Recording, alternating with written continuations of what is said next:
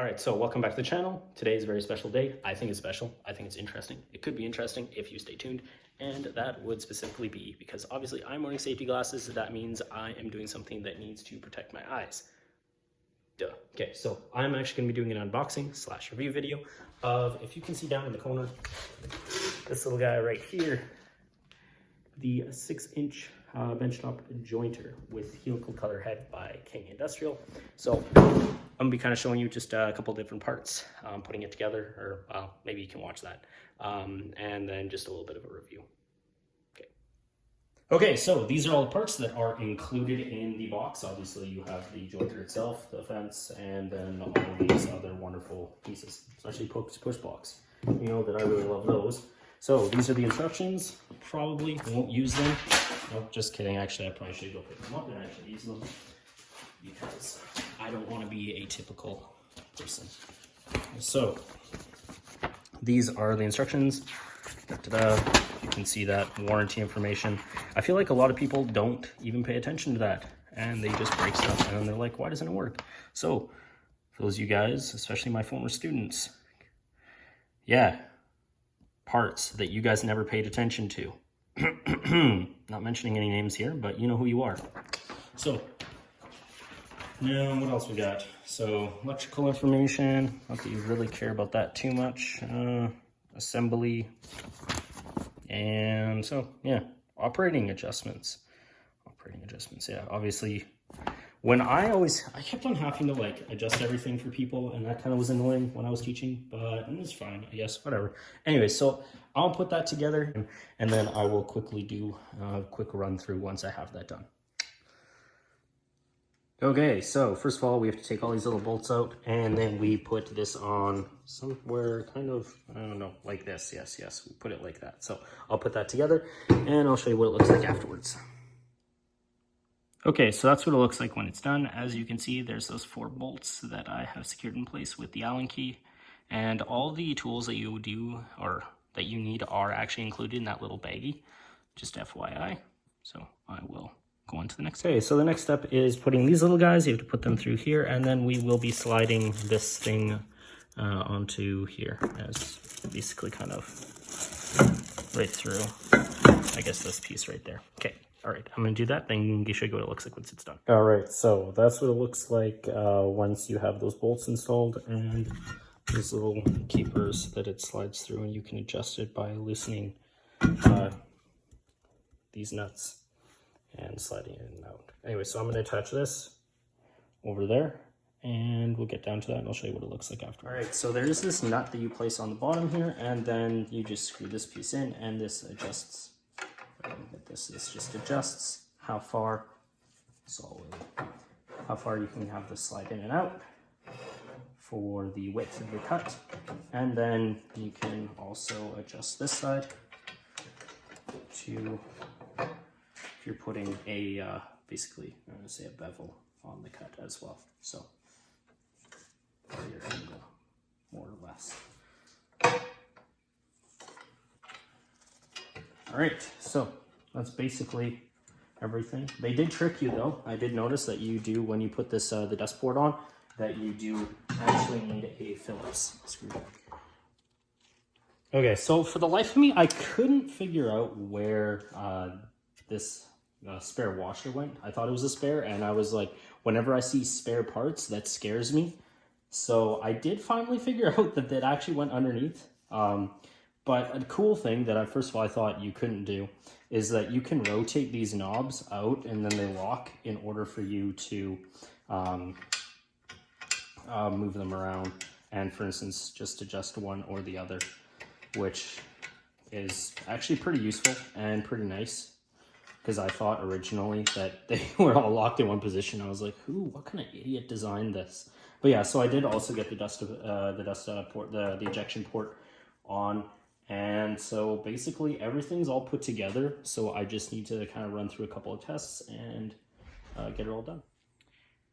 Okay, so this is pretty simple stuff. Now, just FYI, when you I'll move these out of the way. Obviously, to raise and lower the depth of the infeed table, just so on and so forth. So your max, you can do, oh, the table's jittery. You can do 1/8, I guess.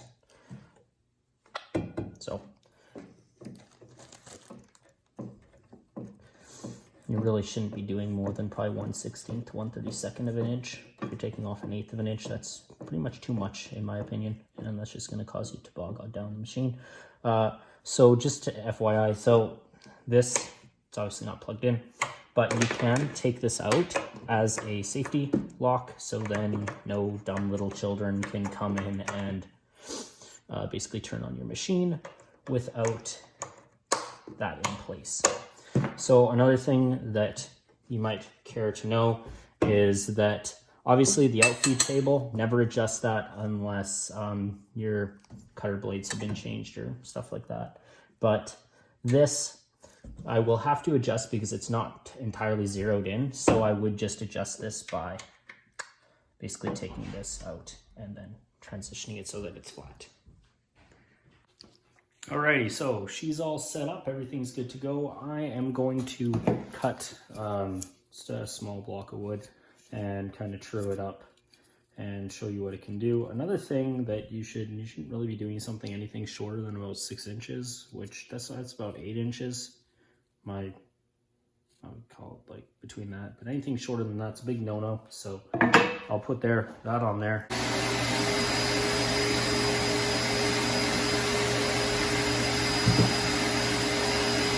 So I did make this. This does have a just a lip so it can sit on the backside and it can basically grip the wall. Alright, let's first of all put that up here.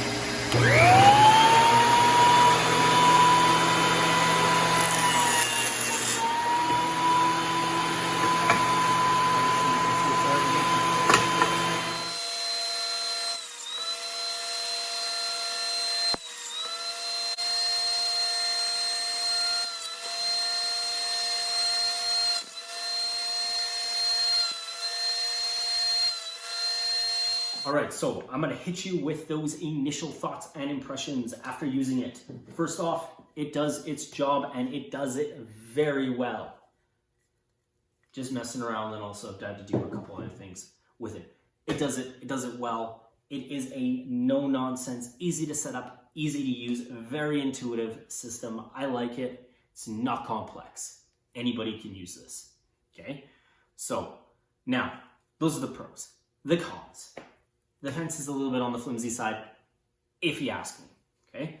Also, the infeed and the outfeed table, they are a little bit on the short side. So what do I mean by that? I mean that if I were to take this longer piece of 2x4, which isn't even that long, I would be very, it's just awkward for me to try and support it while I am cutting. So that, like, those are my gripes. One thing that I would highly recommend is make sure you bolt this guy down so it doesn't wobble on you. Because the last thing you want to do is while you're pushing it, you push too hard and it tips over. That would suck. So, but anyways, yeah, one huge pro though is the price. And especially stepping up into a industrial grade jointer, even if it's Benchtop jointer, was $420 Canadian, okay? So $420 Canadian, that was listed on KMS's website. I can drop you a link down below, or actually $419.99, if I believe that was what it was. Now, at that range, $420, that's I think it's a fantastic package. That's my right there. So, and when I'm comparing it, my little gripes or not. If it was a $2,000 or $3,000 planer and I was just, or jointer and I was just getting this, I'd be like, Yee. But at $420, I don't think you can go wrong. Great little unit, especially for someone who's just a casual hobbyist.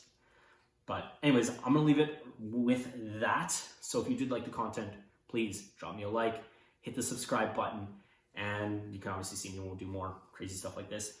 And maybe I should actually build some stuff, show you guys building stuff. But so, anyways, I'll leave it at that, and hopefully you guys have a fantastic day.